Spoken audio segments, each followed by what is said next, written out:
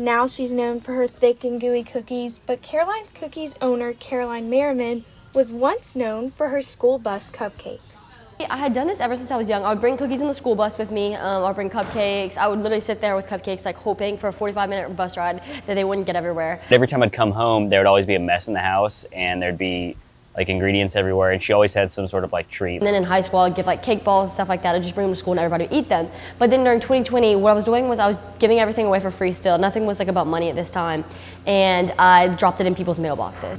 Pickups at my parents' house, pop-ups, and farmers markets. And that's kind of how we got our name out, all through social media and just word of mouth. So it was like a slow transition of, going from fun to selling, and then from selling to being there in person, and then selling in person to a store. So it was kind of just like this natural progression. Whenever it had happened for like 4 months, 5 months, I'm like, okay, this is like legit, like this isn't going away.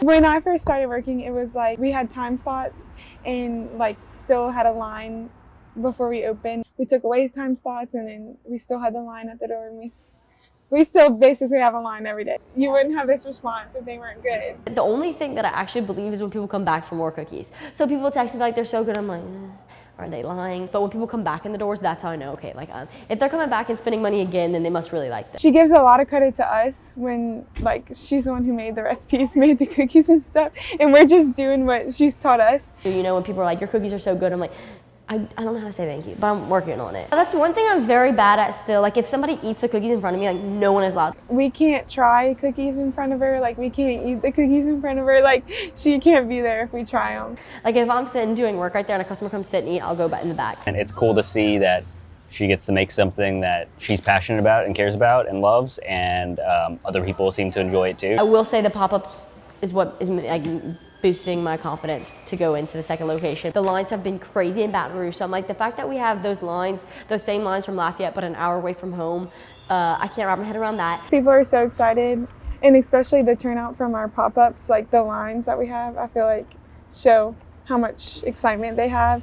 1 store to 2 stores is kind of like, it's a lot of work. It's kind of a big deal, yeah. Or it is to me, at least. I remember dropping out, and I had to go to the dean's office or wherever and tell them why I was dropping out. And she was like, oh, like, okay. Like she was trying to be nice, but probably a little worried about my future because I was dropping out of college to sell cookies. I'm just like really proud of her.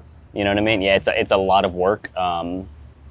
She's still very young, and a lot of her friends are in different positions, and she's maintaining friendships and living like a healthy life while doing something really cool that takes a lot of work and time. It feels like it's one of those things, my mom always said this growing up, she's like, you can be whatever you want when you grow up, and it was always a baker, and so it's one of those things that actually happens, and it's kind of just like you're really living your dream. In 7th or 8th grade, I went spend a morning at Poop Arts. It's a local bakery at like 4 in the morning and baked with them. So like this has been something that I've been wanting to do my entire life, and I would tell myself to keep on going, and that's what I did. So.